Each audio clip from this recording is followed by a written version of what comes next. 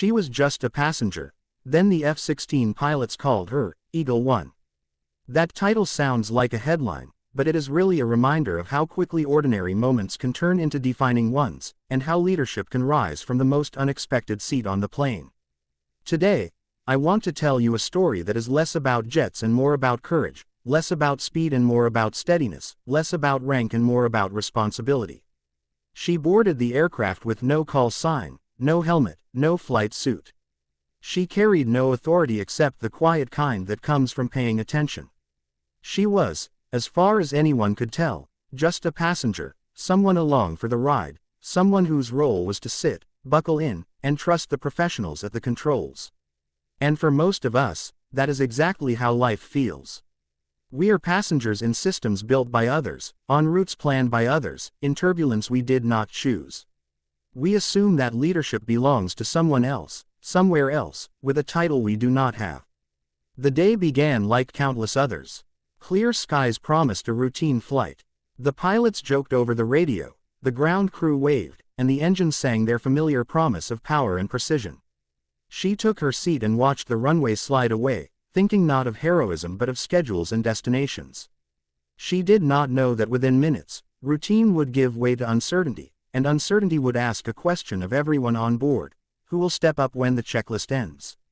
A warning light flickered, then another. The pilots felt the aircraft change its voice, that subtle difference only experienced hands recognize. Systems that should have answered fell silent. The plane was still flying, but it was no longer obedient. In moments like these, training matters, but so does perspective. The cockpit is full of instruments, each demanding attention. What can be missed is the human factor, the way fear narrows vision, the way pressure compresses time. She felt it too, that shift in the air, that tightening in the chest that says something is wrong. She could have closed her eyes. She could have waited. She could have told herself that passengers don't belong in emergencies. Instead, she listened. She listened to the pilots' voices change from relaxed to clipped, from casual to careful. She listened to the aircraft itself, to the rhythm of the engines, to the story the vibration was telling. Attention, it turns out, is a form of courage. When the pilots spoke over the intercom, their words were professional and calm, but between them lived a question they could not voice: what are we missing?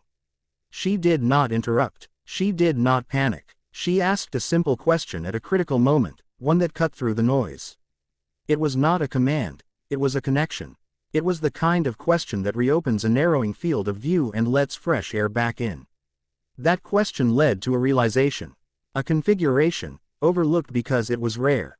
A system behaving not as it was designed, but as it sometimes does when variables align just wrong. It was the kind of insight that does not come from authority but from awareness. The pilots adjusted. The aircraft responded. The sky, which had felt like a closing door, opened again. On the ground, other pilots listened in. They heard the shift. They heard the recovery. They heard professionalism married to humility, skill joined by openness. And when the aircraft landed safely, when the engines finally spooled down and the silence returned, something remarkable happened. Over the radio came a new call sign, spoken with respect and a hint of awe. They called her Eagle 1. That name was not about rank. It was not about bravado. It was about vision. Eagles see what others miss.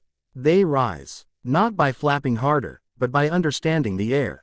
To be called Eagle 1 was to be recognized as someone who helped the whole formation see clearly again. Why does this matter to us? Because most of us are told, directly or indirectly, to stay in our seats. We are told that leadership is reserved for the cockpit, that influence requires permission, that responsibility begins with a badge or a title. This story challenges that idea. It tells us that leadership begins with attention, with the willingness to care when caring is inconvenient, with the courage to speak when silence would be easier. Think about the environments you move through every day. Classrooms, teams, families, communities. How often does something feel off long before it becomes a crisis? How often do we notice the flicker of a warning light but assume someone else will handle it? The truth is, many disasters are not sudden.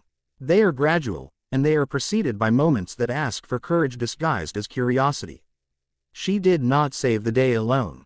The pilots were skilled, trained, and ready. Leadership is rarely a solo act.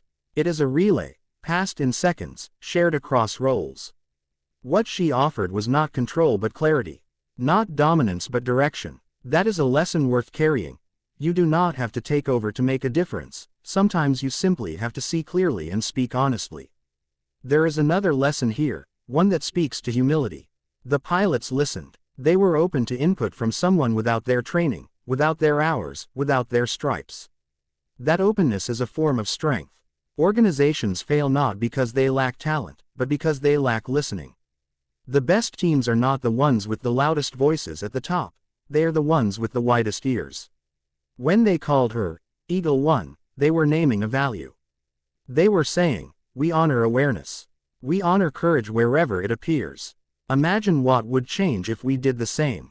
Imagine classrooms where questions are welcomed, teams where insights travel freely, communities where everyone understands that vigilance is shared work.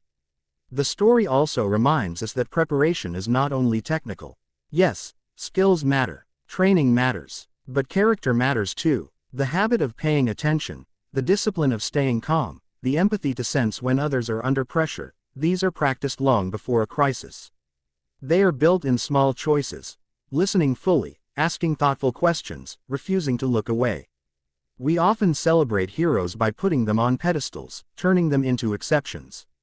But the power of this story lies in its accessibility. She was not chosen by destiny, she was present. She did not act because she was fearless, she acted because fear did not silence her care. That is something any of us can practice. As we move through our own flights, smooth or turbulent, we will face moments that test our willingness to engage. The warning lights may not be literal.